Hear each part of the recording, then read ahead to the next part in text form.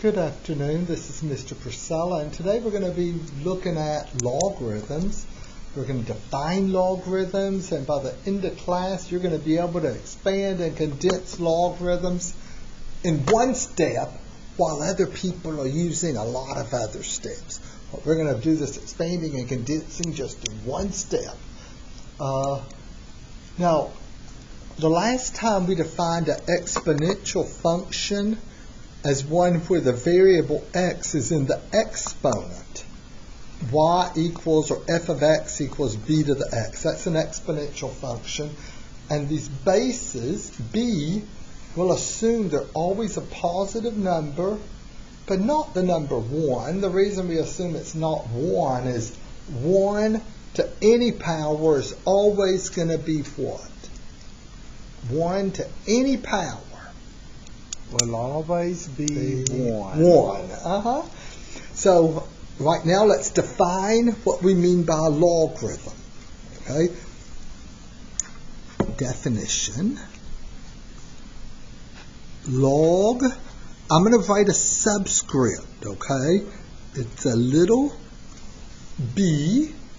That's not a 6. I'm going to try not to write any 6s on this page.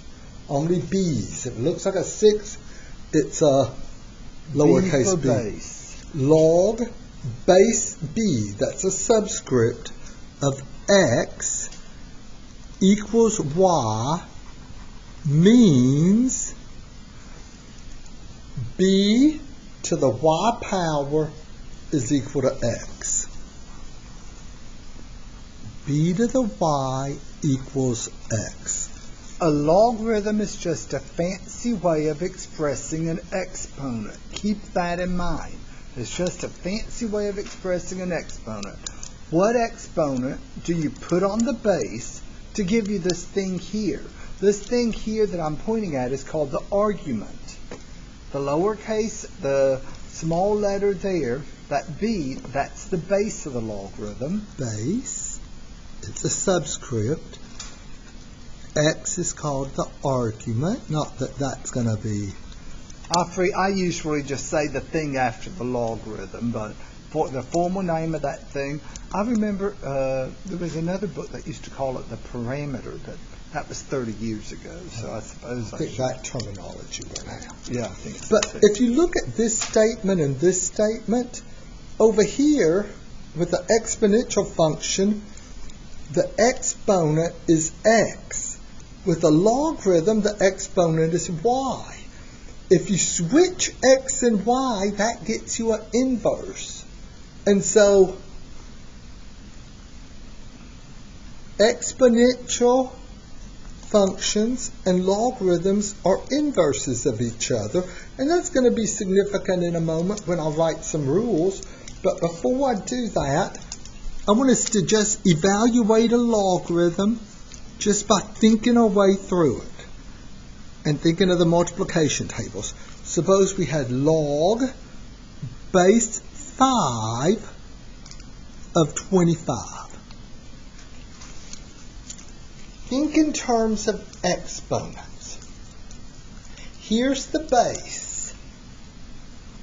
What we want to know is what exponent do you put on the base to get 25? What exponent do we put on the base in order to get 25? 5 to what power is 25? 5 squared. So this logarithm, log base 5 of 25, is equal to 2. What about log base 7 of 1? Now, this one here, here's something that you can use, that you can solve using something we saw the last time. We were working with exponents. Log base 7 of 1. What exponent do we put on 7 in order to get a 1? 0. The definition is 0 exponent. Do I need to find it and point at it from the last time? The definition is 0 exponent. That's the first thing. Oh, yeah. B to the 0 is 1. Any number to the 0 power is 1. Any non-zero. 0 to the 0. So 7 to the 0. Now, was there anything special about 7? If I'd changed that base, suppose it had been a 5, would it still be 0? A number to the 0 power is always going to be 1. So here's a rule. Log base b, it doesn't matter what number b is. It just has to be a positive number, but not 1. Log base b of 1 equals 0. Now, before I do anything else, I want to mention 2 special logarithms, because if I don't, as soon as I click on the homework, they're going to pop up right off. Okay? So here are 2 special logarithms. If you think back to the olden days with those old manual typewriters that you may have seen in movies, before modern equation editors, typing a subscript was a big hassle. And so mathematicians came up with 2 special logarithms that didn't require subscripts, and that's pretty much the only subscripts. If you look back in algebra books from the 40s and 50s, it's pretty much only all the 2 special logarithms. If you have a log base 10, you can just write log. If you just see log without a base, which is what's usually on most calculators, then you assume it's a base 10. Okay? That's called the common logarithm. For years and years, that was pretty much the only logarithm used. But now, thanks to the modern technology, typing those subscripts isn't that difficult anymore. And so the common logarithm isn't that common anymore. Log base, and this is a little e. That e was the decimal number we saw the last time. It's a real long decimal number. For our purposes, 2.718 is good enough. But had the base of the natural exponential. Here it is. Approximately 2.718281828599045. And that's just an approximation. It keeps going and going. But for our purpose, like he said, it's just 2.718. And it's abbreviated. I'm going to write this with a capital letter.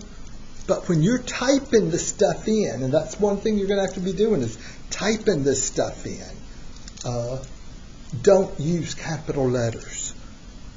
It's LNX, or I'll write it LOGX. Why'd you write it LOG? I mean, why did I do that? Log, I meant just that.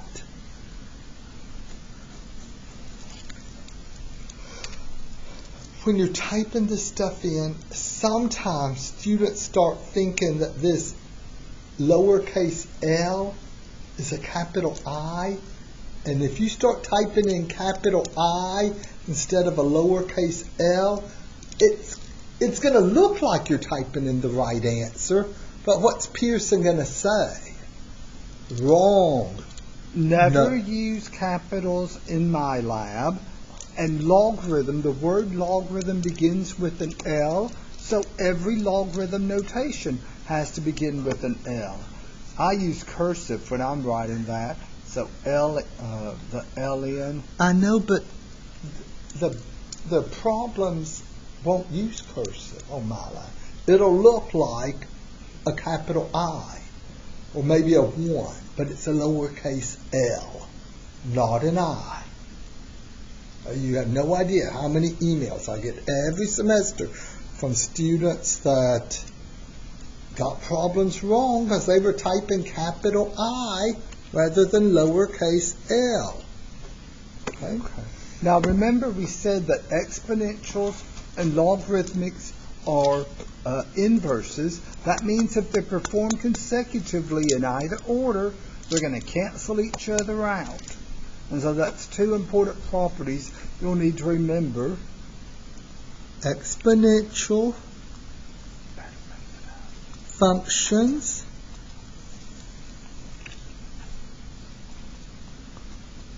and logarithms, or logarithmic functions, if you want to write that, are inverses. Probably I should have said exponentials and logarithms are inverses. That means they cancel each other out.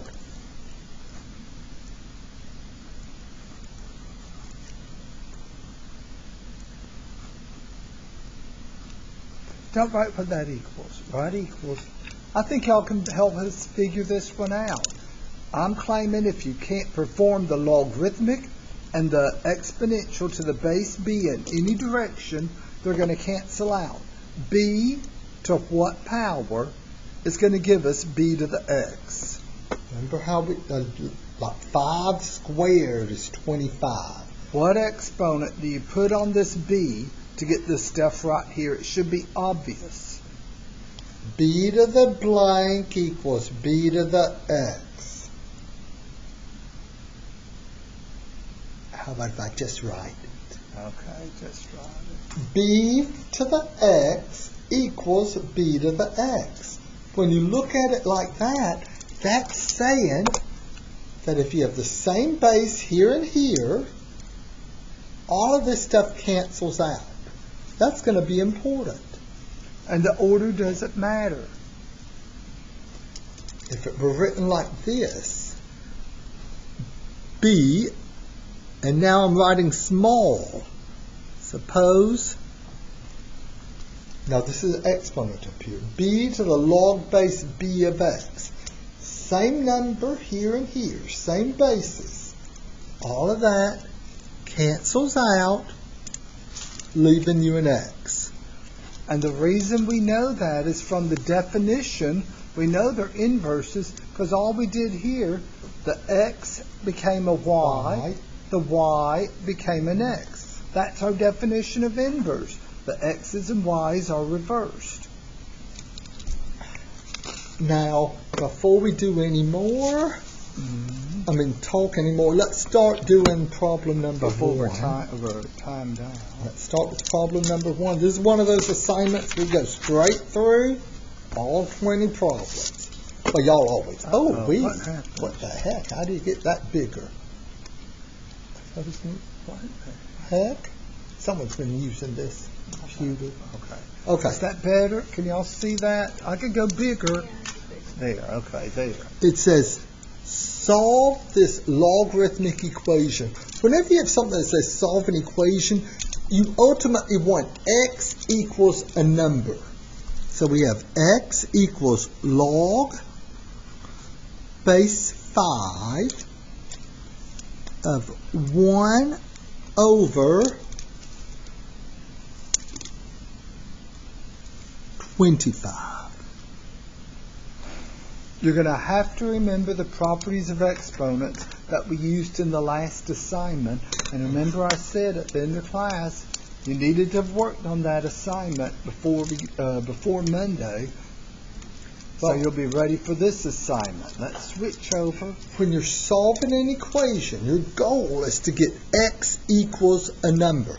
Well, here the x is already by itself. So what we need over here on the right-hand side is just a number. We don't want this logarithm or anything. So we want to cancel out that log and the little 5. But the way to do that, you've got to have the same small number and big number. The same small base and big base. Let me show y'all. We need a power of 5 right here. I can get us started. 25 is 5 squared. So we can think of 25 as 1 over 5 squared. Oh, okay, you're going to do it all 5 squared. But now the 1 over, what did we do the last time? How do you get rid of a 1 over? What do you do to the exponent? Do you remember that? You had some problems where it was like,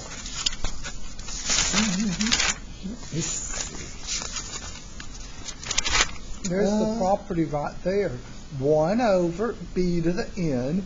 To get rid of the 1 over, you change the sign on the exponent and make it negative. So going back over like here. right here, 1 over n to the 7th. You can write it without the 1 over by making the exponent negative. Here on number 5, 1 over 7 squared. You can get rid of the 1 over by making the exponent negative.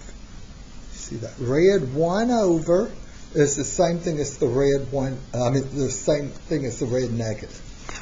Over here, that's what I'm about to do. I'm just going to make the exponent negative. To get rid of a 1 over, make the exponent negative. Someone says, say something mathematical. You can say to get rid of a 1 over, make the exponent negative. Now we have the same small number and big number. And so all of this cancels out, leaving you just x equals, and what's that exponent? A negative 2. Now that's an equation that's been solved. We have x equals a number.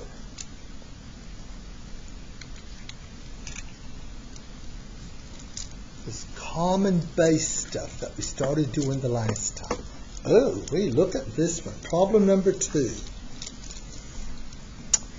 We know we have to be able to write this stuff as a power of 7. So we have a big starting point here. We know that we have to get 7 to a power so that we cancel out the log base 7 of 7. So there's the hint. You need this stuff written as a power. What is that, 343? 343. Log base 7 of the 5th root of 343. How do we want it written? We want the answer to be just x equals a number. Let's see.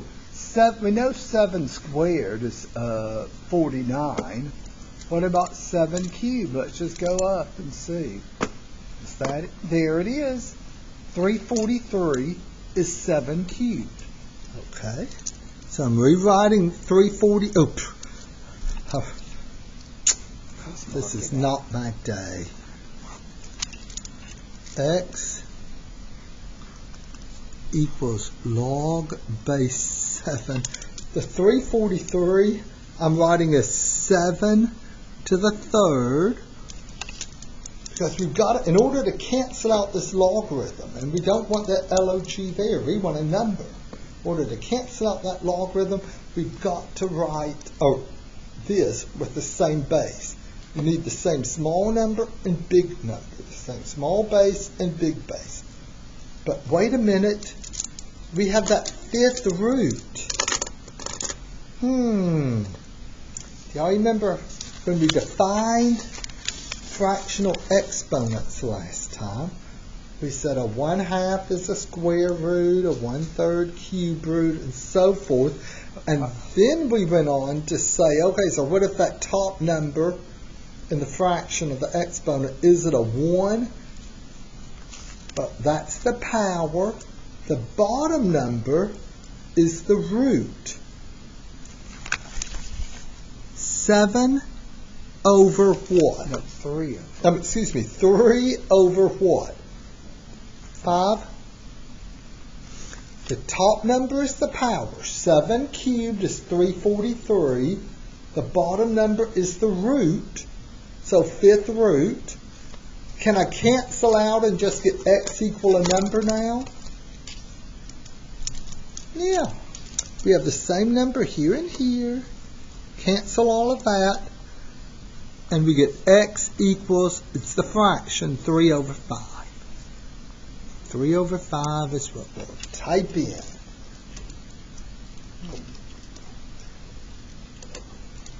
Three over 5.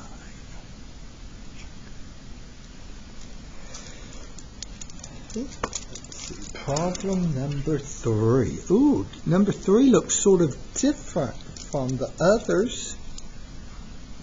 X equals 2. Notice the logarithm is in the exponent now. We've reversed the order of the exponential and the logarithmic.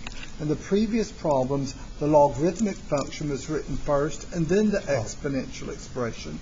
Now it's the opposite direction. But is there going to be a lot of writing to get this answer? Or is this a direct application of one of these two rules here? If you replace the b with 2, I think that's what this is like. You have the same number here and here. I remember as a student thinking, well, yeah, but what do we do if they're not the same number? They're going to be the same number because you're going to be the one choosing the number for the base. And there's no sensible time that you would ever have two different bases. Two different bases. Like 3, if there were a 3 here and a 2 there, you could write it down, but there's no reason that would ever happen. Okay? So on this one, all you do is just cancel those 2 log base 2, and we have x equals, what number are we going to type in as an answer here?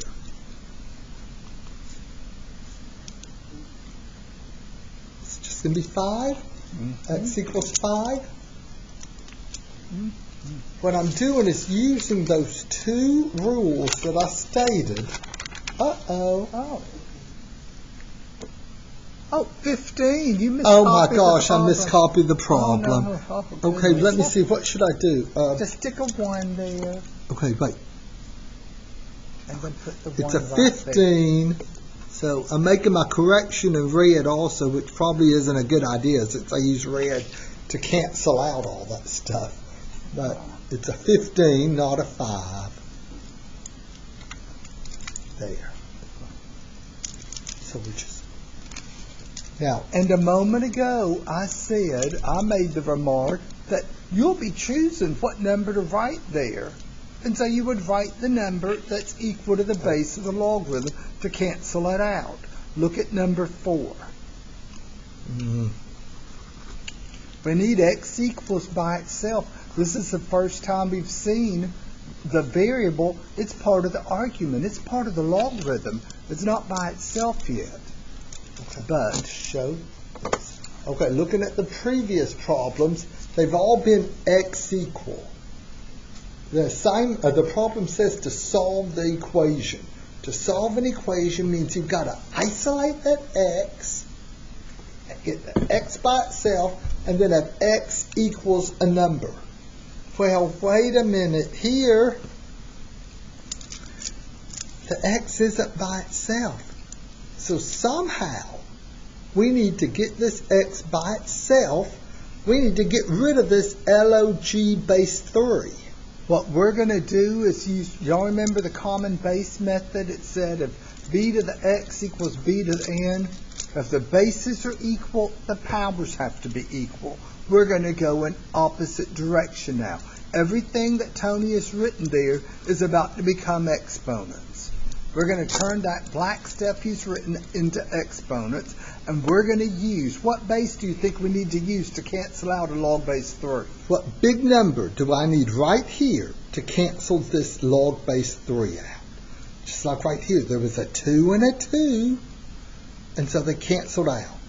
What big number? I have a small 3 as a base. What big base do I need? 3. When I do that, and see, notice how I'm choosing it. I wouldn't use a 2 or a 4 as a base there because it wouldn't cancel out. But now by putting a big 3 on each side here, that cancels out. And we'll have x equals, don't say 12. If we multiply 3 4s together, what are we going to get? Multiplying 3 4s, that's sort of like multiplying 9 times 9, isn't it? So 3 to the 4th is going to give us 81. For a final answer of 81. Any questions there? You're choosing the base to write here on both sides. And you see we're going in the opposite direction. The last time we'd say if the bases are equal, you can drop the bases, set the powers equal. This black stuff was the powers. And so we put on an equal base. It's the same base method, but in opposite direction.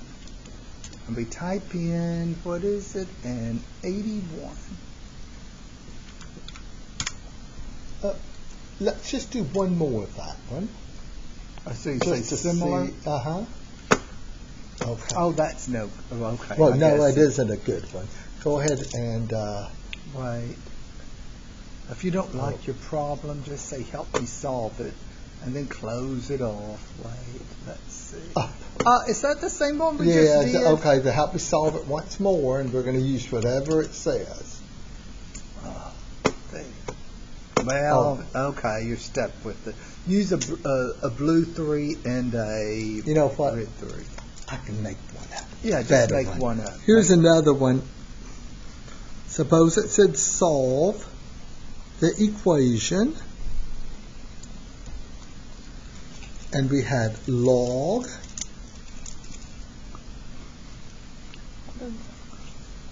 base 2 of x equals 3. Solve this equation. Log base 2 of x equals 3. Here's your thoughts. If it says solve an equation, you need x equals a number. You've got to get this x by itself, which means you've got to cancel out this log base 2. The way you cancel out a logarithm is to use the same big base as the small base. What big base am I going to put right here? The 2.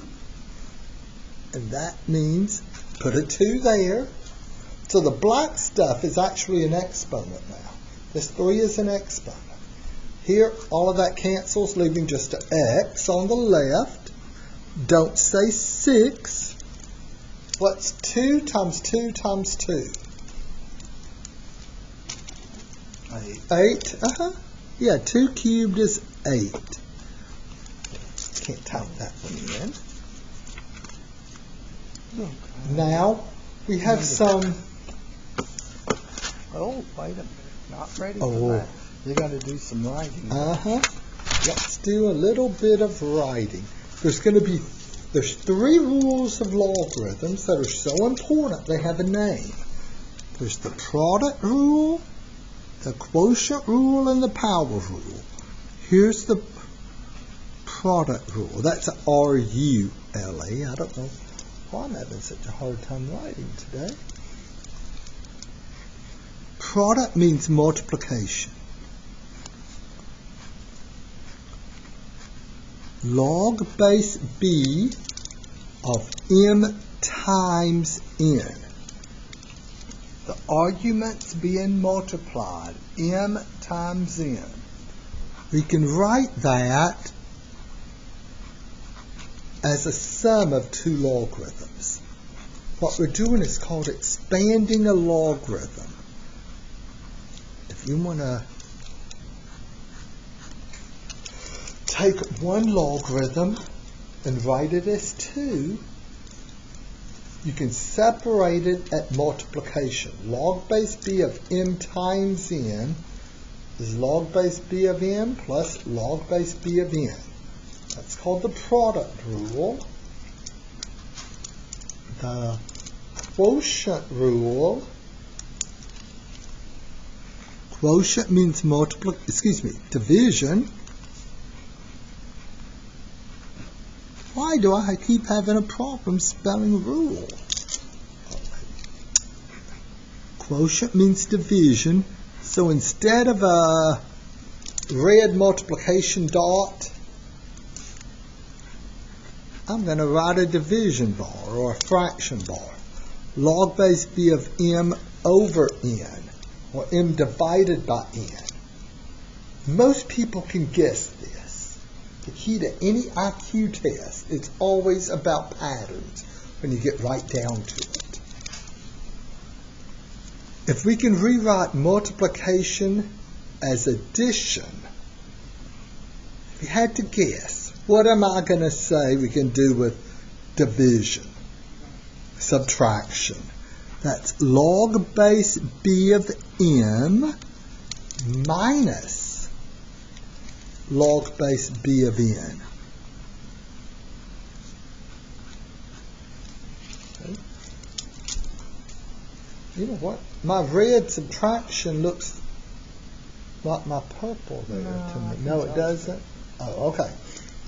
One more rule. So we can rewrite multiplication as a sum of two logarithms. We could write log of a fraction as the difference of two logarithms. And one more, the power rule. Let me see.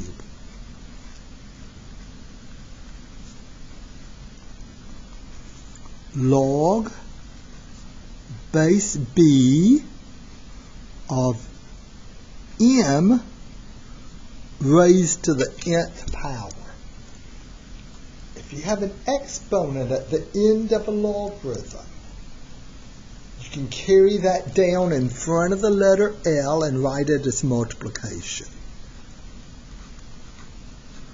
Log base b of m to the n is n times log base b of m. You can pick up that power as long as it's applied to the entire argument.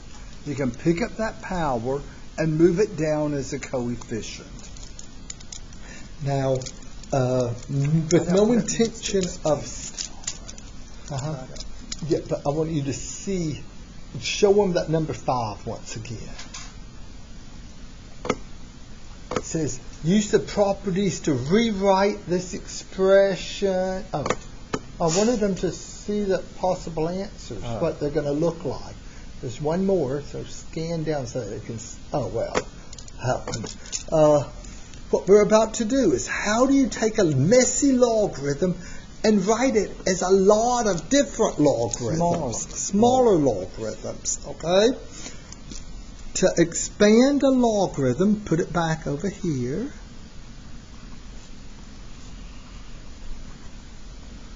Don't panic yet. To expand a logarithm means to rewrite a, let me say, big logarithm. THM as the sum or difference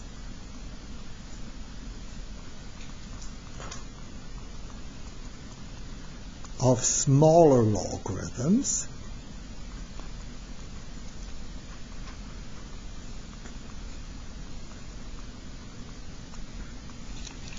and there's a 4-step process that you go through to do this,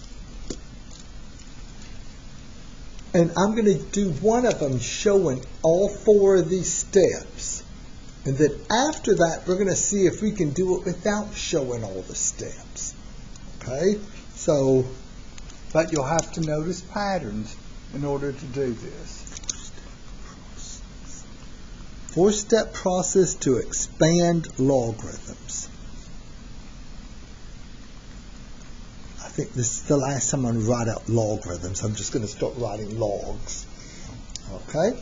The first step, you'll use the quotient rule. If there's a fraction, the first thing you'll do is write it as subtraction of 2 logarithms. Then after the quotient rule, you'll use the product rule. If there's any multiplication, you'll separate that as addition. Now the third step, I'm going to wait and see if y'all can figure out that third step before we do the 4th step, which is power rule. So there's a third step that I'll write in a moment. As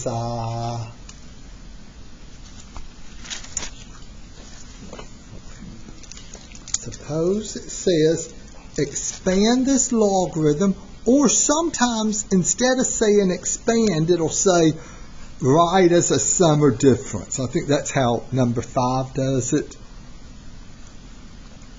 but the formal name is expanded. You're taking one logarithm, maybe writing it into 2, 3, 4 logarithms. So here's our example. Log base 7 of x squared y to the 1/3 over w to the 4th, and how about the letter a, just a. There.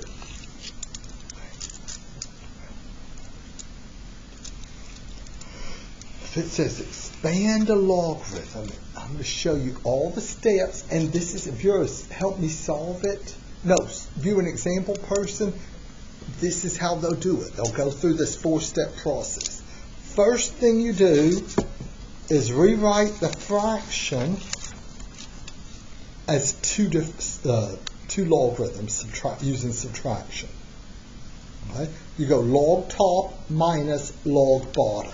So I'm going to say log base 7 of x squared y to the 1/3, and where this fraction bar is, that's where we separate it and put a minus now at the bottom. Log base 7 of w to the 4th a. So what I just did right there was the quotient rule. And now, the next thing we do is the power rule. Whenever I'm working or expanding logarithms, I'm going to be putting a little dot for multiplication. Oop, there and there. But wasn't that where the multiplication was? It's x squared times y to the 1/3 and w to the 4th times a. So we're going to use the power rule twice. The power rule says, for multiplication, you rewrite multiplication as addition. So it's going to be, I'll do the first one, log base 7 of a squared. X squared. Ooh, x squared. Oh my goodness. Division is horrible. X squared, then a plus log base 7 of y to the 1/3. Then a minus. This minus that I've just written is that minus right there. Now,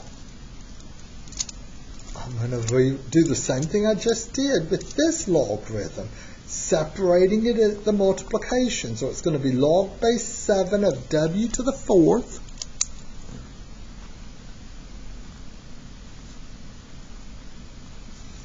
plus log base 7 of a.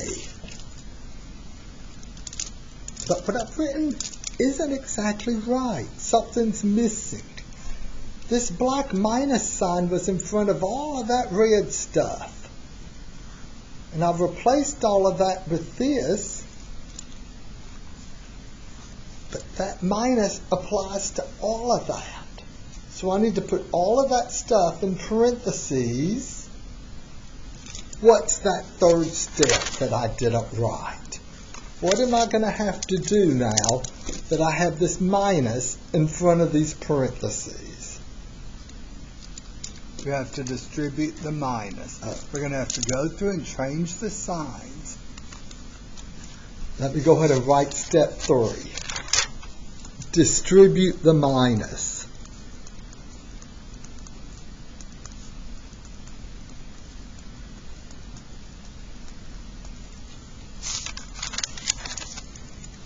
take this minus, distribute it.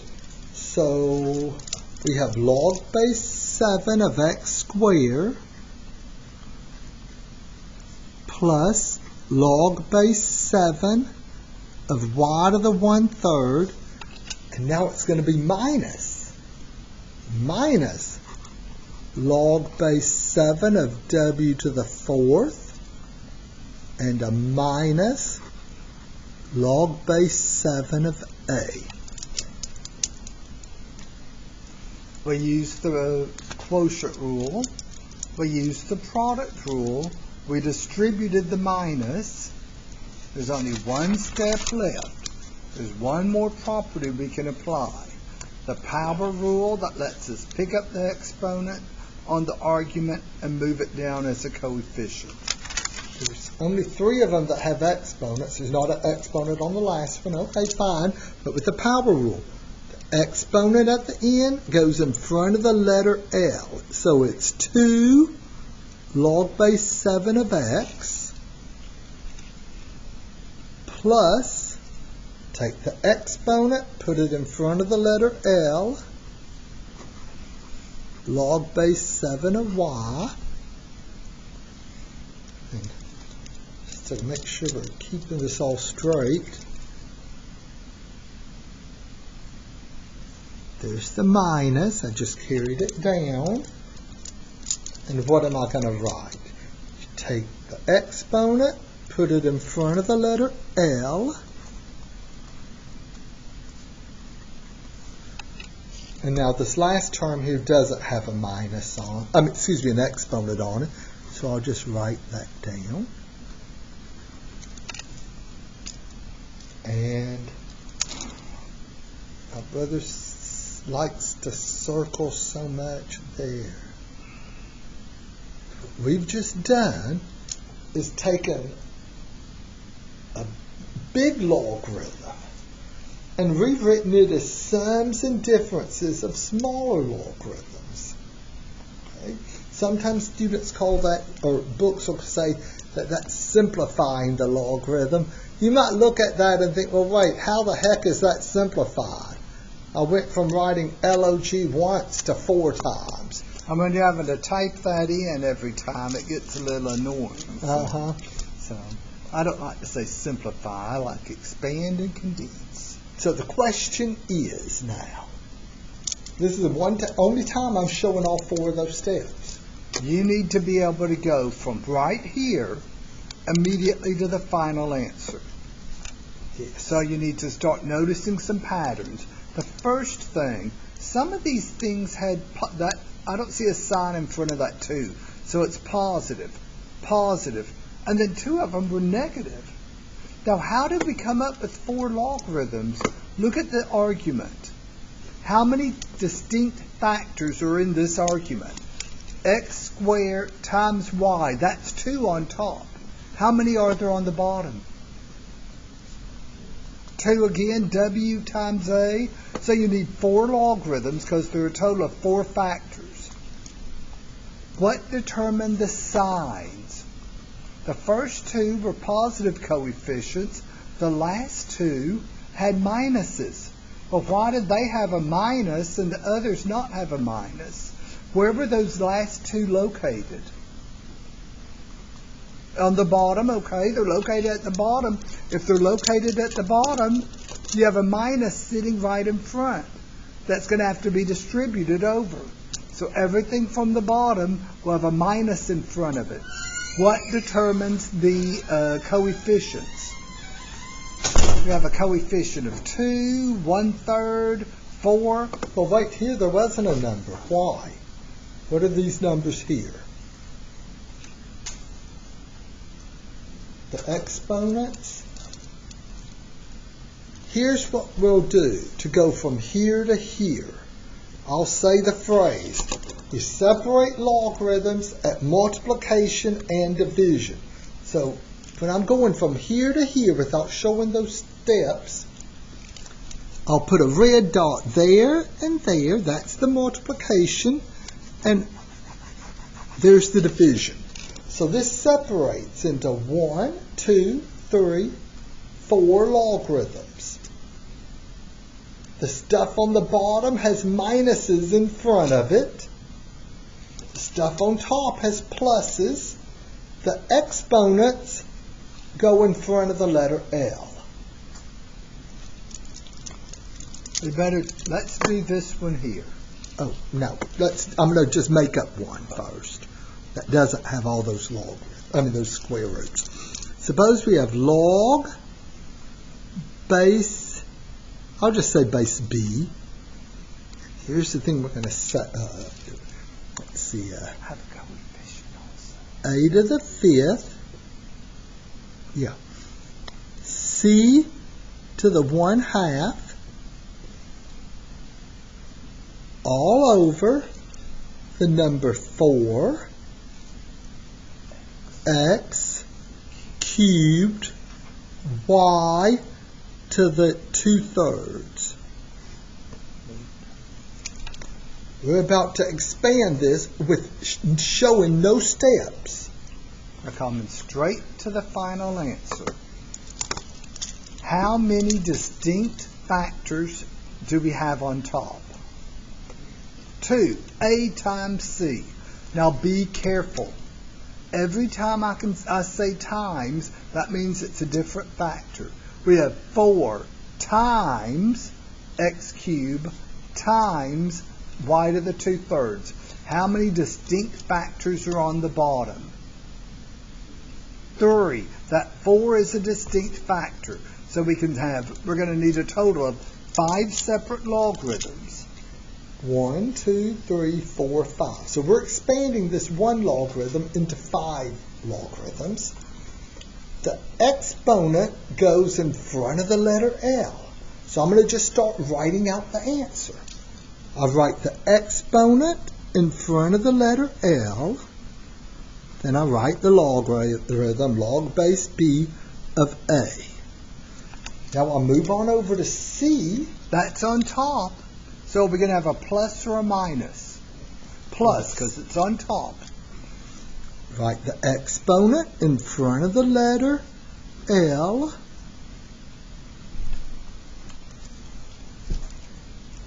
And now we're going to move to the bottom. So what sign am I about to write? Okay. Now be careful. There's not an exponent on the 4. So you just write log base B of 4. Sometimes students get into their head that they put the numbers in front of that letter L. No. That's only if those are exponents. There wasn't an exponent on the 4. Y'all see this pattern? What I'm doing here? What am I about to write next? Plus or minus? Since it's on the bottom. Still on the bottom. Minus. Here's something you may want to remember when expanding and condensing. When you start a minus, when you get that minus, everything else has to have a minus in front. And why? Like right up here. When you distribute the minus, it's going to change any pluses you have to minus. Okay, so minus, what am I going to write here? Instead of x cubed, I'll write 3 log base B of x. And then plus or minus. We still have one more factor to deal with. Will we have a plus or a minus? Another minus. Once you move down below the fraction bar, all of the signs in front of the logarithm have to be minus. And what's the argument there? Why? Oh, I sort of had to squeeze it in to get it all on that one line. Any questions? You'll see the pattern. The stuff on top has pluses in front. The stuff on the bottom has minuses in front once you expand it. I remember the semester that a student told me, I have a question about these little dots here. You seem to think, or I get the feeling that you seem to think that they're important, and I don't see why you're putting them there. But you act like they're important, and I was like, yes, they're important. Why are they important? That's where you're splitting up the pluses and the minuses. You separate at multiplication and division. You do not separate at addition or subtraction.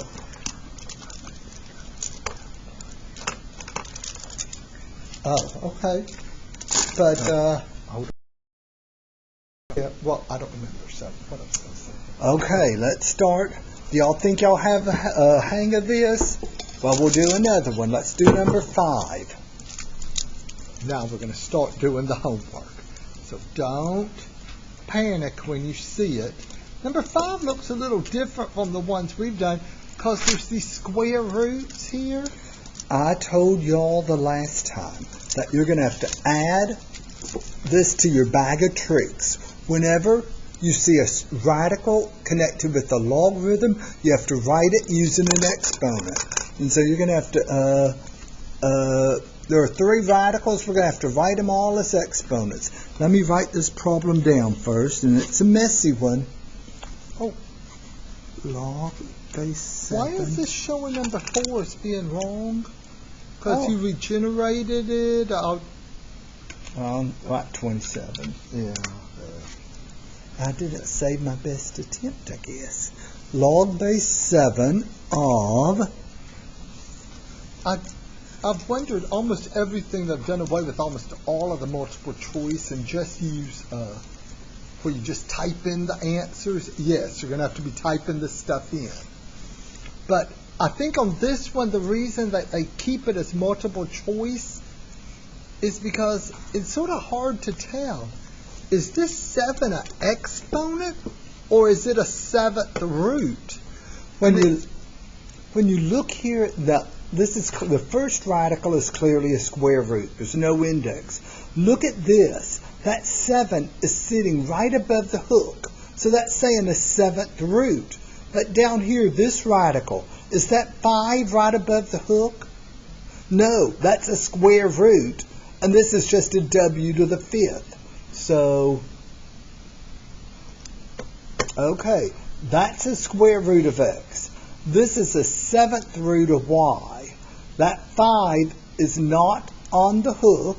That's a w to the 5th, and that's a square root of z. We're going to have an additional step here in this problem versus that example that Tony just made up for you.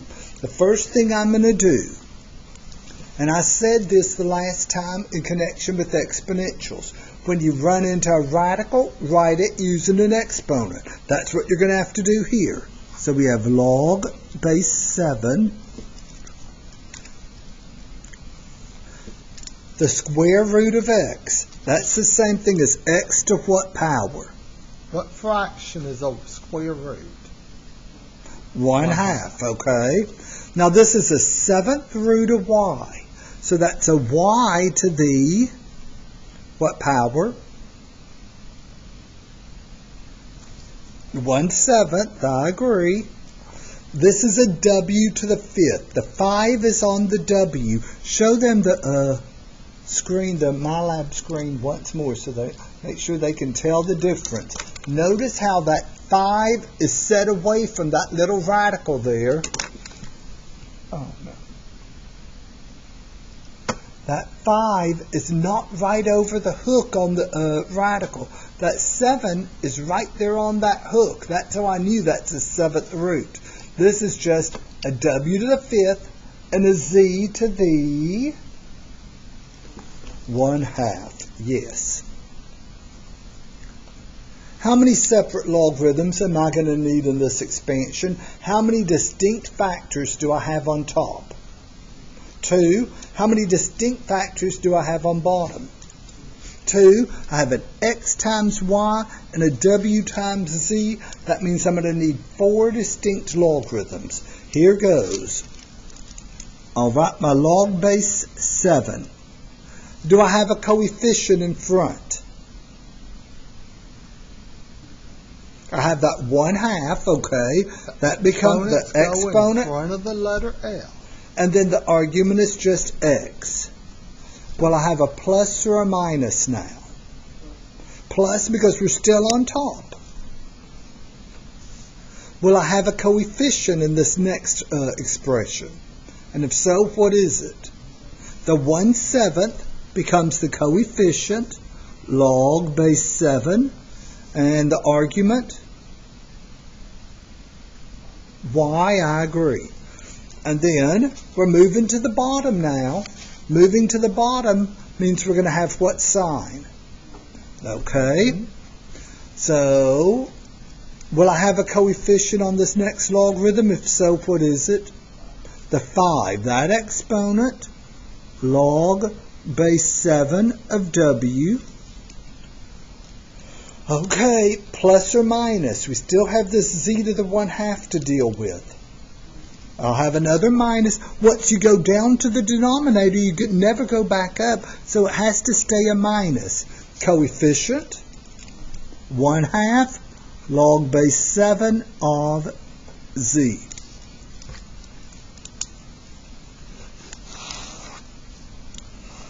For my final answer.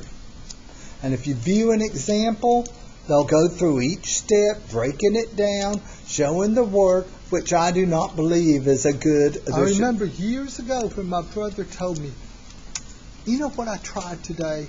I tried the expanding without showing all the steps, and the students got the hang of it. They did it much better than showing all those steps. I'm so glad that that's one of those times that you remember it correctly, that I was the one that decided to start doing it. So which one was it? It's not D. We'll discuss D in a moment. C. It's C?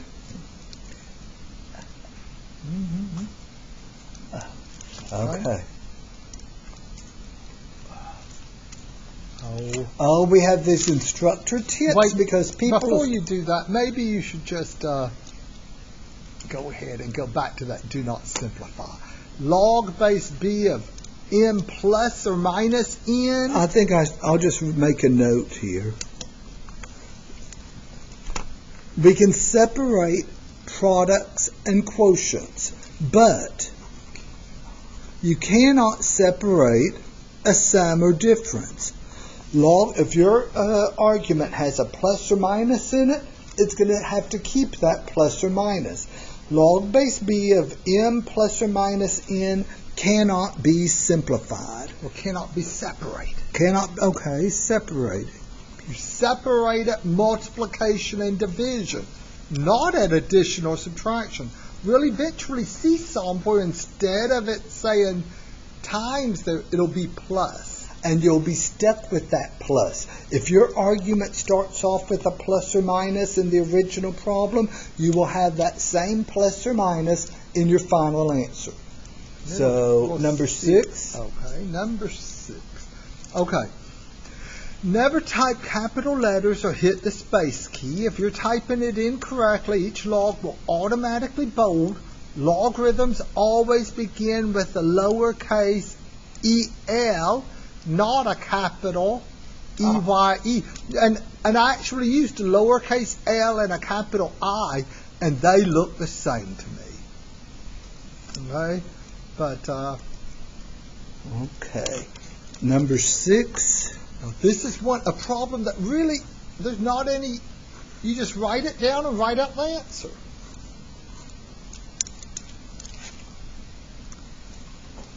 Okay, I'm not going to say anything. Y'all tell me how many separate logarithms I'm going to need in this expansion. Let me make sure that this copy for your file. Okay.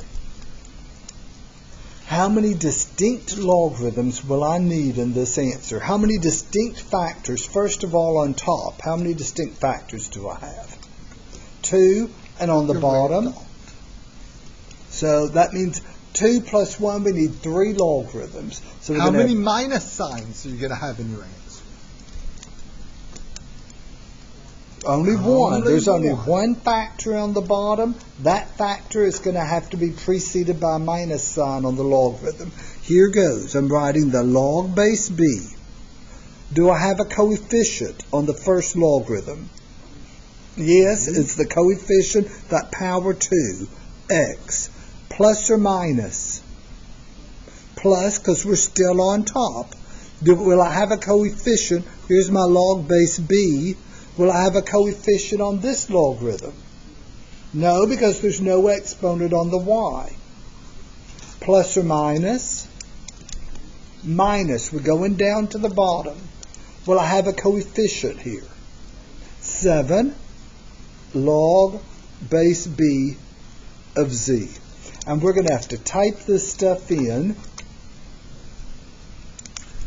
This will be the first time you've typed a subscript, but they have no capital letters, no spaces. Okay? If you're typing this in correctly, every time you type LOG, it should automatically bold. Type the lowercase L, O, G. Look how it spread it out and bolded. Now, let's do this. Suppose I hit capital I, O, G. What's going to happen? Well, it's going to be counted wrong. Notice it didn't bold it. Sometimes students will email me, oh, it counted it wrong because I didn't bold it. No, it counted it wrong because you typed in capital I instead of a letter L. And I'll tell you right now, I have people on a test, after a test, oh, they counted it wrong, and just show me, what they typed and stuff. And will I give them credit for it? No. I've told y'all and told them over and over. Use L, not I. And so, there's your motivation. So 2 log x plus L, O. You didn't put the subscript B. Oh, shoot, you're right. I didn't put the subscript. We haven't typed subscripts before. So I'm clicking right here. You see where the little subscript box is. Get out of the subscript before you type the X plus LOG base subscript B, right arrow to get out of that subscript. Y minus, I remember the time I had this great student. She was so fun in class.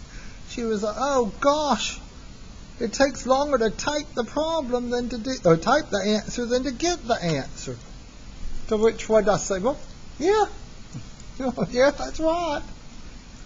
And I think maybe I asked, would you have rather had it the other way around? And she decided, no, she guesses she wouldn't. Number 7. Oh, same thing. Capital letter, no spaces. Don't use capital letters. No capital letters. Oh, this one's okay. Use properties of logarithms to expand. Okay, so at least they're saying expand. This is, oh, I like this. Look at that. Look at that LOG. I don't see a number down there. Put the pointer there. What if you don't see a subscript down there? What do you assume the subscript is? It's one of those special logarithms, base 10, but you don't have to type it. For your purposes, if it says just LOG without a subscript, you just type LOG in. You don't have to type in that subscript. Tim, show them the statement where I wrote that LOG base 10. There are 2 special logarithms that don't require subscripts. The first one is called the common logarithm. Tony didn't write the name. Log base 10 is just LOG. Log base E, which is just LN, that is called the natural logarithm, just like E is the natural exponential. That's the natural log. The first thing I'm going to do is rewrite this thing without a radical. I said that's the first thing we'll do. When we run into a radical connected with logarithms, we'll rewrite it using an exponent. What exponent is the same thing as a 9th root?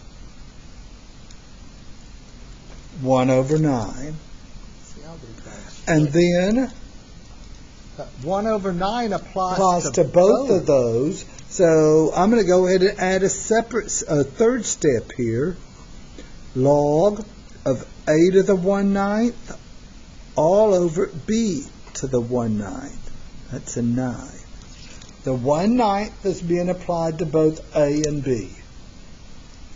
And once it looks like that, how many logarithms will I have in the expansion? 2. I have one distinct factor on top, a, one distinct factor on bottom, b. So I'm going to write There's my log, my common log. Am I going to have a coefficient here? If so, what is it? 1/9. And there's an A, plus or minus. Minus, because we're about to move to the bottom of that fraction bar. Will I have now the second logarithm, will I have a coefficient? If so, what is it? 1/9 and a common log of B. 1/9 log A minus 1/9 log B. At least you don't have to type a subscript in this answer. Any questions on our logic before? Oh, you're already typing it, okay? 1/9. Get out of that denominator before you type log. What should we? Notice how it bolds and faces correctly. A minus 1/9. Get out Right of the arrow. Log B.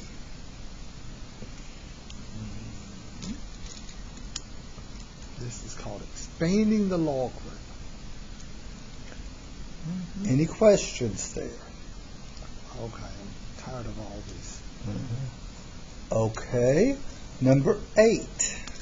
That one's going to be sort of like number 7, except there's one extra, no, number 6 I think it was. There's one extra step. What are we going to have to do with that square root of x? Write it as x to what power? 1/2.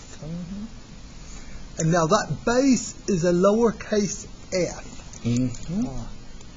Okay, switch over. First thing, I have this extra step. I have a radical. I need to write it using an exponent. So that's log base f of x to the 1/2. I still have that y to the 9th and all over a z squared. How many distinct factors do I have on top? 2, x times y. On bottom, so how many distinct logarithms am I going to have in my expansion? 3, I agree. Here goes.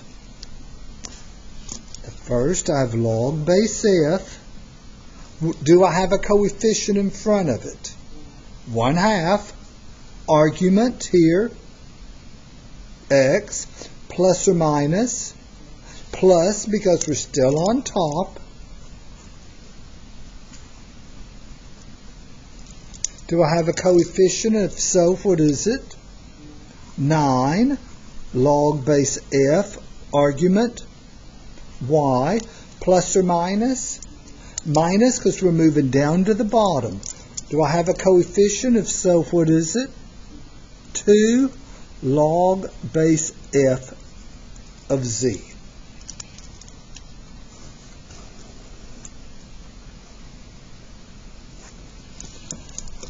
If you want to see more steps, view an example shows a lot of steps. It doesn't make it easier, in my opinion.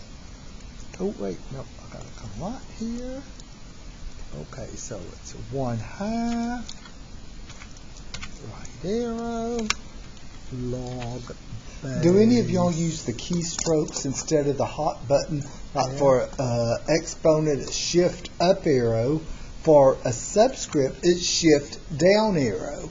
I use those keys because it's quicker for me rather than grabbing the mouse and clicking the hot button. Oh, you forgot your subscript F. Oh, I didn't I? Huh. Okay, subscript F, there. Minus 2 log base F of Z.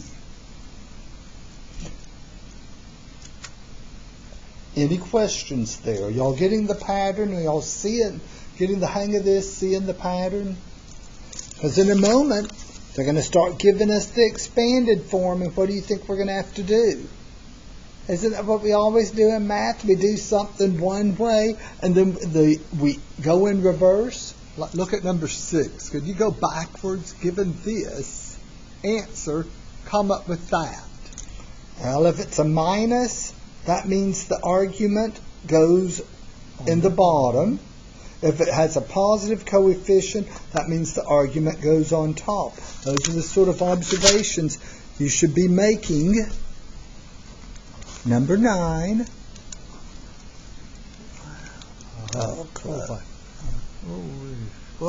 It's the same thing. Close it up. Is it, no, it's LN. That's an L, not an I. If you type it as capital I, well, first of all, from day one I said don't. Look at this closely. What am I looking at? I have a square root. Or is that a 6th root? Is that 6 the index on the radical, or is it the power on x? Which one? If it were the index, it'd have to be right above that little hook, and it isn't. So that's the power. That's an x to the 6th power times the square root of X squared plus 1. Oh my goodness, we have a plus in an argument. A sum or difference can't be separated. X squared plus 1, that's going to have to be together in the final answer. You can't break up this x squared plus 1. Look at the bottom. We have an x plus 1 to the 8th power. We can't split up. You can't split up those pluses. Your final answer is going to have an x squared plus 1 as one of the arguments. It'll also have an argument of x plus 1. You cannot split up the pluses and the minuses. Well, we still need to write that radical. That's x to the 6th times x squared plus 1 to what power? Fraction is equivalent to a square root. 1/2, and we still have the x plus 1 to the 8. Now put your red dots in the fraction box. Mm-hmm. So I mean one red dot in here. X to the 6th times x squared plus 1. So those are two separate factors, x and x squared plus 1. How many distinct factors do we have on the bottom? Just one. X plus 1 can't be separated. So we're going to need 3 distinct logarithms. 1, 2, 3. We'll have an argument of x. We're going to have an argument of x squared plus 1. And we're going to have an argument of x plus 1. The pluses or minuses cannot be separated. So we have ln. The first natural logarithm, will I have a coefficient here? If so, what is it? The 6, I agree. And then you just have an x, plus or minus. Plus, because we're still on top. We have my ln. Will I have a coefficient here? If so, what is it? The 1/2. And now notice,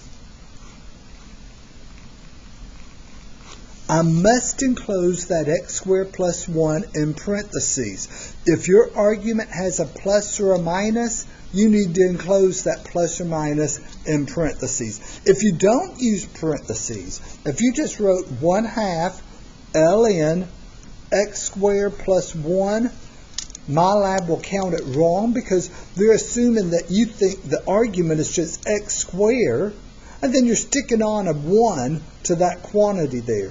That would be counted wrong. If your argument is a sum or difference, you need to enclose the sum or difference in parentheses. Now we're not through plus or minus. Minus because we're going down to the bottom. Do we have a coefficient? I couldn't hear you. 8, I agree. And the argument is x plus 1. Once again, If the argument has plus, if is a sum or difference, you must enclose it in parentheses. These parentheses are not optional. You don't put the parentheses around the sum, they're going to count it wrong. And they should count it wrong. I'm going to start typing it in. 6 lowercase l n. Watch what happens. You type the L and then the N. Okay. X Plus 1/2. Right arrow. I'm going to do it. Lowercase l n. Hold on. X. Where's my exponent key? Square. Plus 1 or minus 1? Plus 1. Plus 1. Minus 8. X Uh-oh, plus something's 1. happening. There's something wrong. Look at that last LN. There after that 8. Did it bold? Huh. You think they're going to count that wrong? Let's check it. I mean, you think they're going to count it right? No, they're not. It doesn't know what I did wrong. All it knows is... It is wrong. What did he do? Instead of typing an L, what did he type? I bet it was a capital I.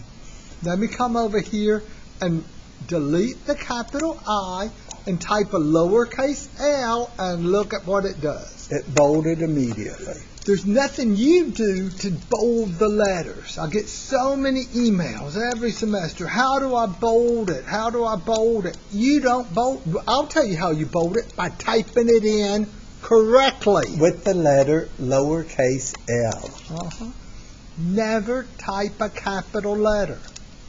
So if you're going to do that, if you're never going to type a capital and you're going to put an I, it'd have to be a lowercase I. Which certainly would not be it. Also remember, the word logarithm begins with the letter L, not I. Imaginary begins with an I, but logarithm, hey, I think we're going backwards. Oh, I was just... Okay.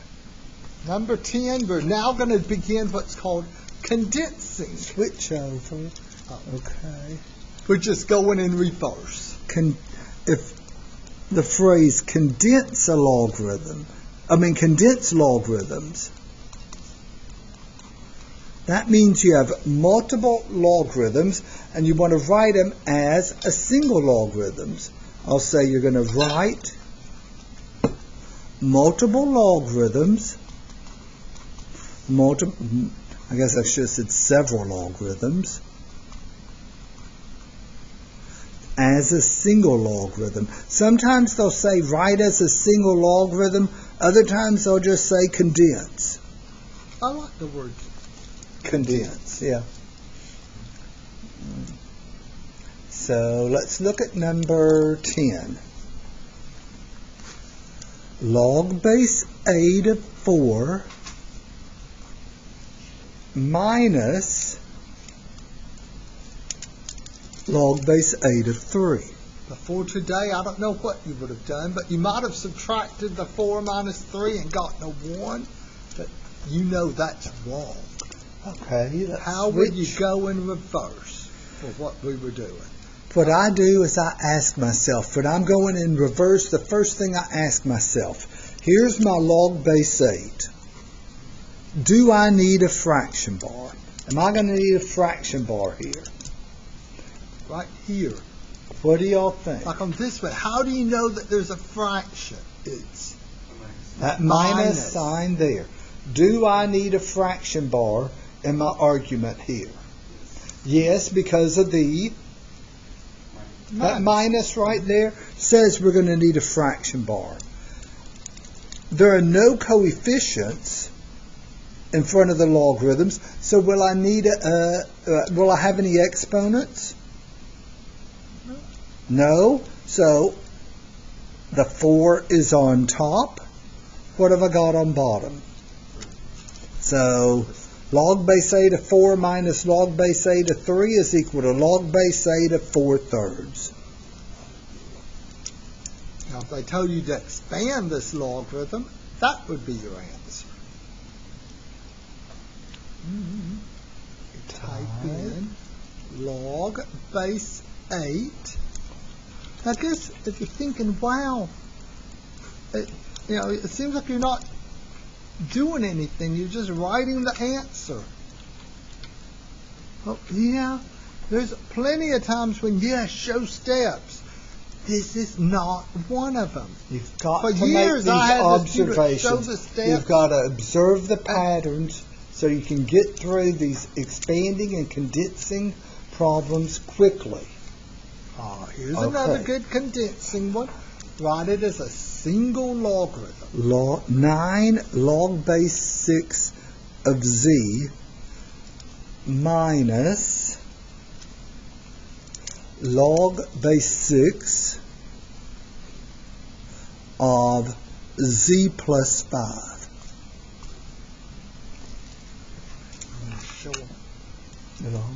Okay. He's going to write the problem down, and now he's going to write the answer.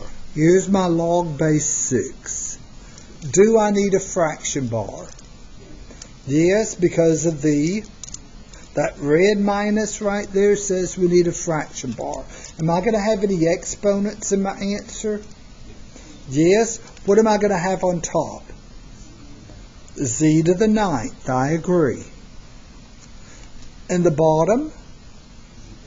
Z plus 5. And realize that Z plus 5, it was an addition in the argument, and so you're stuck with that same addition in your final answer. You can't split up that Z plus 5. It's got to stay together, and there it is. And since there's nothing else in the bottom, you don't have to have the Z plus 5 in parentheses, but it sure would have hurt if you just left it. If you left the parentheses around the Z plus 5.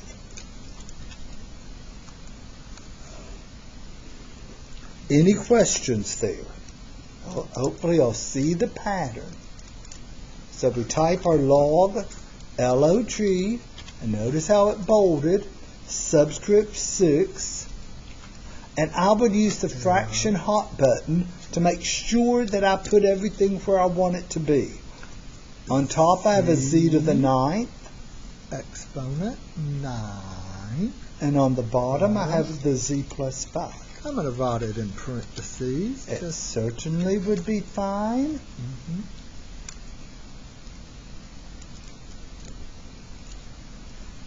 But that one would have taken as correct if you left the Z plus, if you hadn't put the parentheses around them.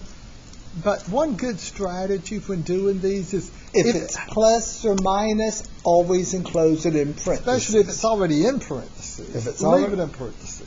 Mm-hmm. Okay, like what about number 12? Okay, let me find it. Number 12. Oh, it looks like it's going to, same old one. These little warnings will show one time. The first time you click on a problem, and then after that, if you need to reread the little warning, you click here, View Instructor Tip. Okay? I can tell you they're a little annoying just showing so much. Okay, I'm not going to write anything. Y'all are going to tell me how to type this in. Type LOG. Okay? Do I need a fraction bar in my argument? Yes, I need a fraction bar because of that minus sign in front of the logarithms. Am I going to have any exponents? There are no coefficients, so there are no exponents. What do I have on top? 5x plus 8. Since there's nothing else up there, if you don't type it in parentheses, they'll still count it right. But I like Tony's idea of if it's a sum or difference, always enclosed in parentheses. It doesn't matter where it is. And on the bottom, what have we got? Just the x. Now, if you want to keep that x, if you want to write it in parentheses, fine. If you don't, fine. Since there's nothing else down there. So, I guess on that one I won't put the parentheses, but I probably should have. Okay. Okay. Any questions? If you're thinking, my gosh, it looks like he just wrote You can go and complain to your friends, oh, my teacher's terrible. He just writes the problem down and writes out the answer. Students are always, I've heard them say that before. Oh, I'll write this one out. Okay. This is number 13. 1/5 ln x plus ln y. Okay. Oops. What did I do? I was going to, what did I do? I don't know. I was going to make it a little bit bigger. Okay. I'm writing my ln. Will we have a fraction? Do I draw a fraction bar? No. If the things aren't being divided, the only other thing you can do to arguments is, here there was a minus, so we're dividing. What's the only other thing you can do to arguments if you're condensing? Multiply. That means x and y are going to be multiplied. Oh, wait.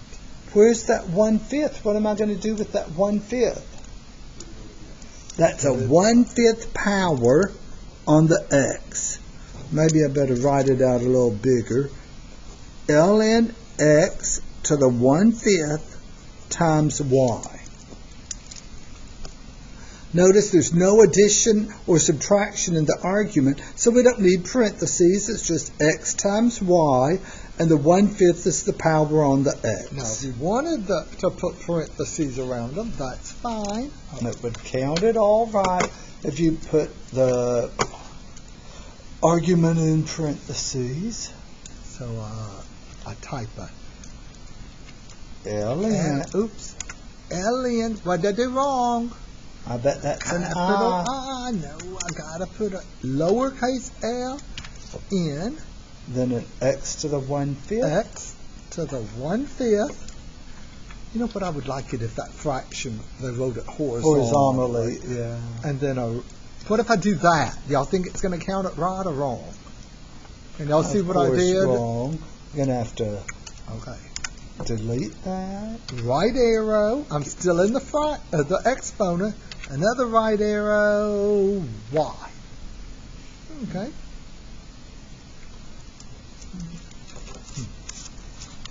Number 14. You know, you're talking just as much, Tony. No, except you're having to talk real loud now because you don't have the microphone. So. Okay. This is number 14. I know. Use properties of logarithms to condense this. Okay. And then there's all this other stuff that they write that you don't really. 5 log base b of x plus 6 log base b of z. 5 log base b of x plus 6 log base b of z.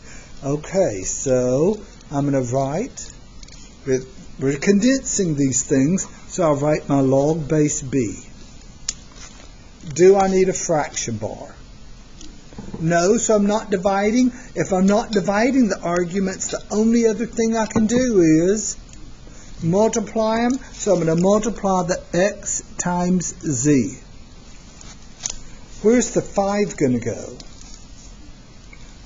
Exponent on the x, okay. What about the 6? Where's it going to go?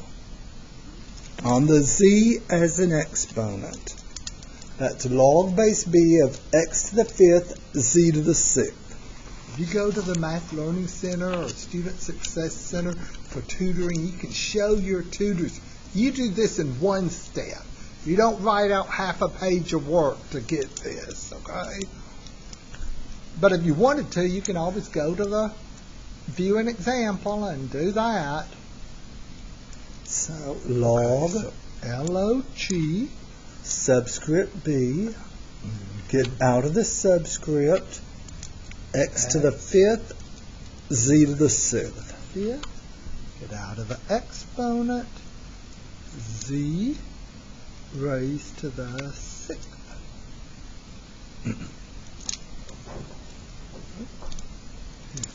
Number 15.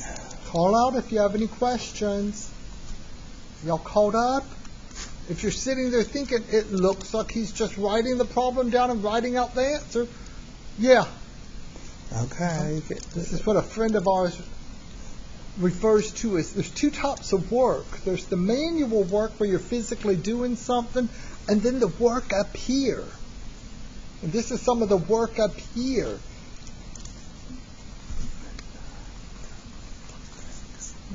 Oh, this is a good one. I tell you, they're all good ones, aren't they? Well, since we made that sign, They better be good ones. Okay. I'm going to write my L in. You tell me, do I need a fraction bar? Yes, I need a fraction bar. What have I got on top? Okay. The x plus 8 with a power of 6, so x plus 8 to the 6th, then you got to enclose that x plus 8 in parentheses. What have we got on bottom? X to the 9th. Okay.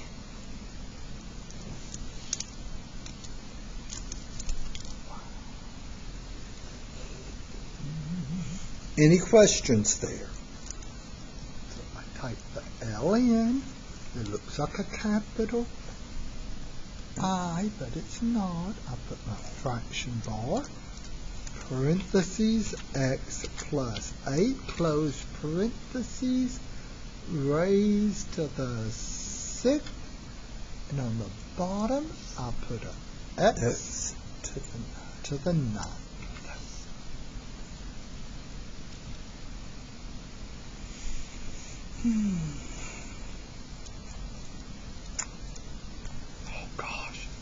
But it only shows all of that once. Oh, here's another really good one. Might be the best one so far. Okay, once again, we want to condense the logarithmic expression. We have a 6 ln x plus a 2 ln y minus a 4 ln z. Okay, 6 ln x plus 2 ln z. Okay. I'm going to write my L in. Do I need a fraction bar? Yes, I agree. We're going to need a fraction bar. Because of what? Okay, right there in front of that last logarithm. Okay, so let's get us started. What am I going to write first? What's the first factor in the numerator? X to the 6th. And then what? There's the problem, okay? Oh, now you're pouncing. I know, I didn't mean to do that. Be careful. This plus does not carry over. The only way you can have a plus in your argument of your final answer is if you have a plus in the argument of the original problem. This plus here is going to just become multiplication. So it's x to the 6th times y squared. Be careful there. Separate multiplication and division. Okay, that addition. The common mistake is to put a plus right there. I remember the old multiple choice test question. It would have x to the 6th plus y squared on top instead of just x to the 6th y squared. Half the class would choose that wrong answer. You do not, that plus is just what becomes that multiplication.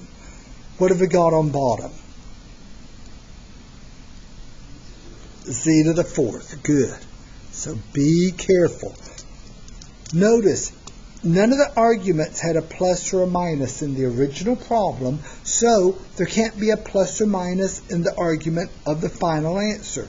You say, well, we had a plus here. Yes, because we had a plus there in the argument.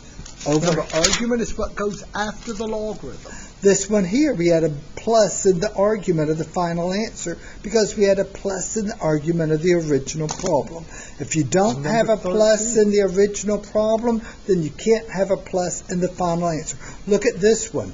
There's no plus in the arguments. The arguments are just x and y. All you could do was multiply them. It's not x to the 1/5 plus y. That plus is what's becoming the multiplication connecting x and y. Any questions there? That's a trick question, and you gotta be careful. There is no plus right up there. So ln fraction bar x raised to the 6th down y. Notice I didn't put anything there between the x to the 6th and the y, and it's y what, squared? Now let's go to the bottom and write z raised to the 4th. And if you did the little separating and expand it, you should get what we have right there. Separate it, multiplication and division.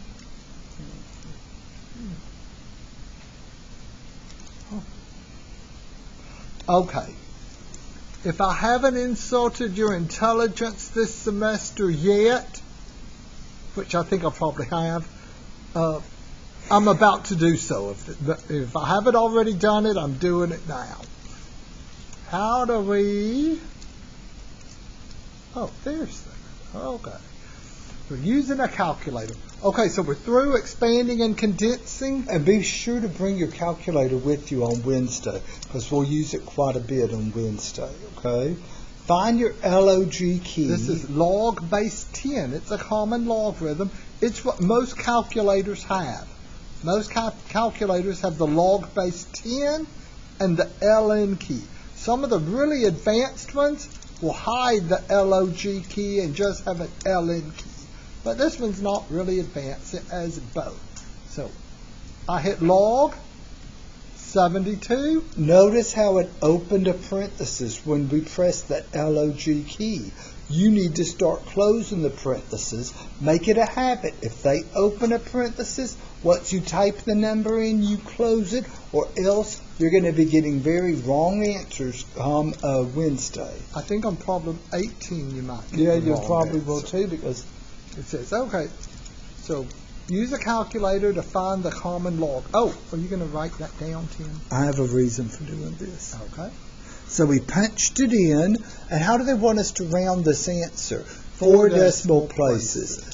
1, 2, 3, 4, let's see, that's a 1.857. Is that going to stay a 3, or is it going to go up to a 4? 3, it's going to stay a 3. We haven't done much rounding this semester. But we're using the usual rules for rounding. If the digit after this 3 had been a 5 or bigger, you'd round it up. If it were 4 or smaller, which is what it was, you just drop everything else. So 1.8573. You can type that in. Then I want to tell them what they found. Okay? What did they just find? What did we just find? 1.85. Oh, no, I think I missed up. 8573. Okay, switch over here. I want to make sure you understand what we found, okay? I don't see a subscript here, so we assume that subscript is what? If you see log without a little subscript, you assume it is 10. So what you just found that 10 raised to the 1.8573 power is going to give us 72. Or real close. It's 71.999 something or another. Okay. But still, 71.9972. If we you- added more digits, it would have been more exact. Notice it's pretty close to 2. Well, 10 squared is 100, and 72 is sort of close to 100. And so that answer is sensible. You're asking yourself, 10 to what power gives you a 72? Now, suppose notice with common logarithms, it's a simple process of evaluating it, provided you have a calculator with an log key. Now, most calculators, as I said, only have common base and natural logarithms. Suppose you needed something like, look at number 18. Don't write it down yet. Let's just look at this problem. Log base 6 of 19 Does your calculator have a log base 6 key? It does? It does. Oh, yours has one where are you one of insert- the is yours a Casio? Which kind is? Oh, those are those great Those are really calculators. great. Did you get it because we had said that was a good No, she calculator? didn't or do you just- anything because we said. Oh, okay. Well, you're lucky if you have one of those Casios. There's Okay. some calculators on the market where you can enter the base like this. This one won't do that. So we have something called the change of base formula. Let me write that And down. it's how you punch in this, a base 6, using a calculator like mine. This one with no base. It's just the LOG. The change of base Let formula. me see. I gotta see. The change of base formula lets us convert something like a log base 6 so that it's in terms of LOGs or LNs. Here's what it says. If you have log base b of x, you can rewrite that either in terms of LN or LOG. It's either the common log of x divided by the common log of b. The thing on top is the argument. The thing on the bottom is that subscript. Or the same thing can be written in terms of ln. That's the natural log of the argument all over the natural log of the old base. A lot of the real sophisticated calculators don't have an LOG. I prefer LN. Years ago, we ran into someone we went to graduate school with who was working for Texas Instruments as a programmer at the time. And, you know, you're standing around, you have a drink in your hand, you're trying to find something to talk about to, someone you haven't seen in 20 years. And And you were never close to never, begin with, so. You work at Texas Instruments. So I said, wait a minute, I want to ask you something. All the higher level calculators are preferring natural logarithm over common logarithm. Why is that? And he just looked at me and said, E is smaller than 10, 2.7 smaller than 10. That's why programmers prefer natural logarithms. So I suppose that's significant from a programming point of view. But my point is I prefer ln. And so that's what I'm going to use. Go back to that problem number, 18? Okay. Dig out your calculator now. If you don't already have it, if you have it with you, log base 6 of 19. I don't have a log base 6 on my calculator. I can use the change of base formula. I draw a fraction bar, and I'm going to have ln on top and bottom. The number part on top is the 19. The old argument goes on top. The thing that's written lower goes on the bottom. If you need to remember which one goes on the bottom. The one that's up more goes on top. The one that's down more goes on bottom. And now you have to start punching in. ln. Okay, on this calculator they use capital letters, so it's easier to tell it's not an IN, but it's ln. But notice how they write it. It looks like one N, doesn't it, on this calculator? And it opened a parenthesis. You have to type in the 19, and then what do you have to do? Close the parentheses. Divided by, then now we have an ln. 6. Oops, close the parentheses. So there's the answer. If I hadn't closed it. Let's see, would we get the same thing if you had it closed, those parentheses? No, that 2.361 is wrong. That is the and wrong. it said to round it to 4 decimal places. So 1.643. 3. Is it going to stay at 3? To 4 decimal places. I know. Is it going to stay at 3 or go up to 4? It stays at 3. So 1.6433. Let me punch that in just so you'll know that we got it right. 6 to the 1.6433 is going to give you 19. Let's go. Well, 6 squared is 36. 6 to the first is 6.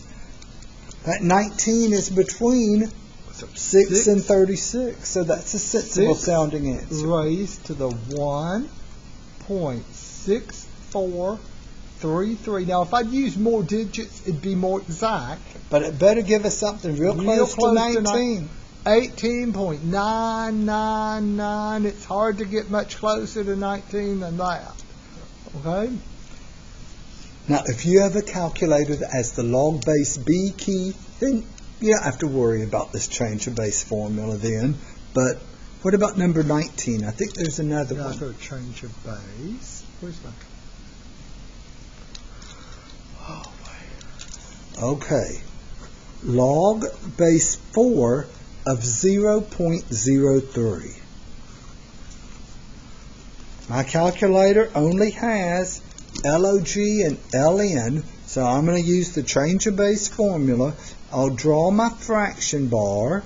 Oh, by the way, Tony, go back to that previous problem. Type LOG 19 divided by LOG 6. Oh, on my calculator. Yes. Yeah, you could have done it instead of using LN, if you'd use LOG 19, gotta close it, divided by LOG 6. It'll still give you the same answer. 1.6433226884. I just prefer LN, but you could use LOG. Okay, let's go back to number 19. I'm going to write my LN here and here. What am I going to write on top? The number part. 0.03, and on the bottom I have. And how many times when you're punching this in, how many times do you have to type LN? I'm going to put the parentheses around it because you sort of got to put those parentheses or else you might, you'll get it wrong. If your calculator opens parentheses, not all models. If your calculator doesn't open parentheses, then great. LN 0.03 close parentheses divided by ln 4 -2. How do they want us to round? Oh, let's see how they want us to round this one. I think it's still 4 to, oh no. You switch. 4 decimal places. Yeah, round to 4 decimal places. So a -2.529. Is it going to stay a 4 or is it going to go up to a 5? It stays a 4. So -2.5294. Okay, so -2.5294. Now, just wait once again. That means that 4 raised to this power will give 0.03. Do y'all believe that? 4 raised, here's what I'm going to do. I'm not rounding it at all. I'm going to go second A&S, which just takes that answer, the whole thing unrounded, and let's see. 0.03. See, no round off there, okay, because I used the whole thing, okay? If we had used the rounded answer, -2.5294, how close is that going to get? It's pretty close. 0.03001. Pretty darn close to 0.03. There's one other thing I need to remind you. At the beginning of class, we said that exponentials and logarithmics are inverses.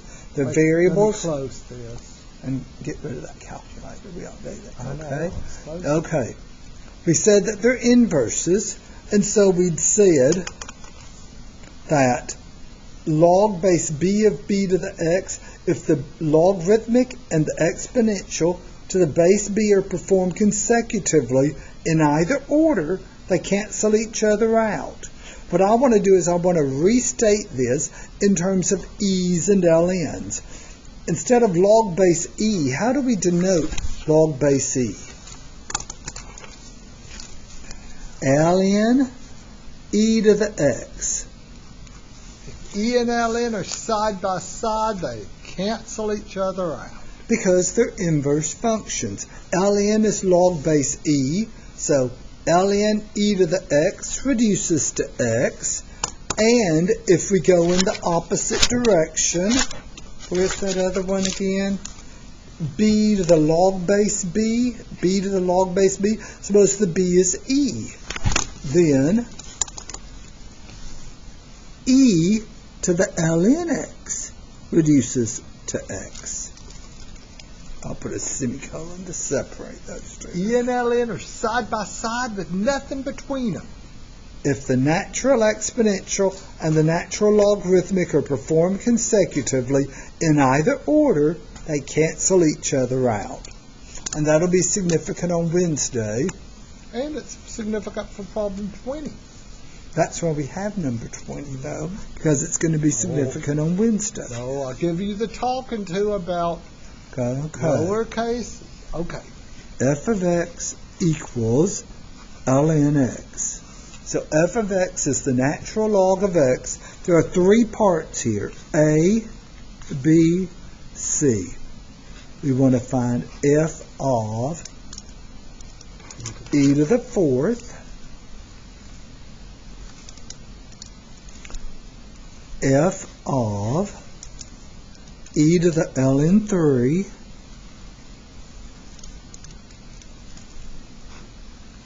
and f of e to the 6 e to the 6 ln 3.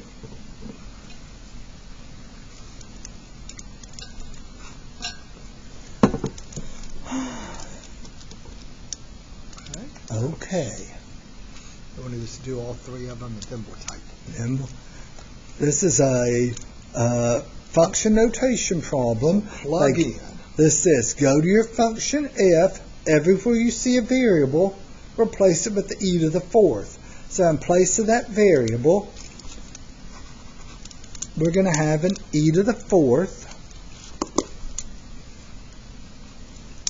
What's that going to reduce to? E and ln are performed consecutively, so they cancel out, leaving us what? Just that 4. E to the ln cancels out. We're left with 4 as our first answer. Now this says go to your function f. Wherever you see a variable, replace the x with e to the ln 3. So we're going to have ln, replace that variable with e to the ln 3. Some people get into their head that whenever there's e's and ln's in the same problem, that it's just a free-for-all cancellation. That is not correct. There's a one-to-one correspondence. You can cancel out an e and an ln. You can cancel out an ln and an e. But they're not all going to disappear. You can either cancel ln e, and then what are you left with as an answer? The red ln 3. Or, right here, e to the ln. You can cancel that, and you're left with the black ln and the red 3. Either way, you're going to have an ln in your answer. It's not all just going to reduce to 3. I'll say right there, cancel the ln e. Your final answer is ln 3.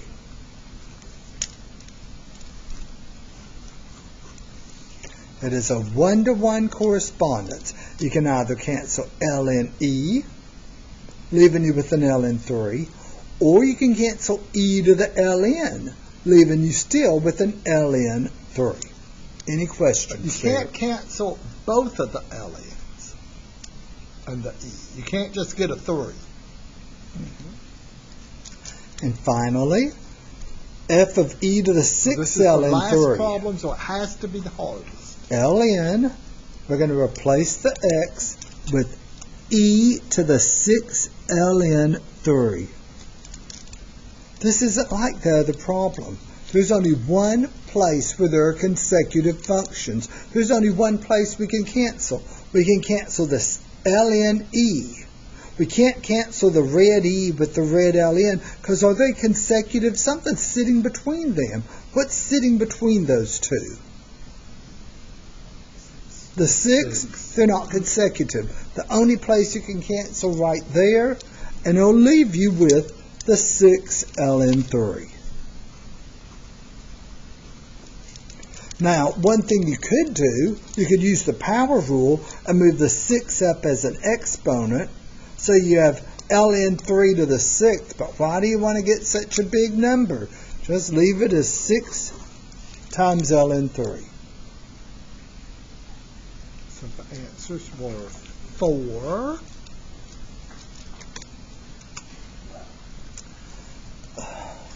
ln 3, ln, don't type capital I, and finally 6 ln 3. Any questions there? Whew. Well, we got it done under 2 hours. Any questions there? Want me to stop recording and then y'all can complain or say whatever.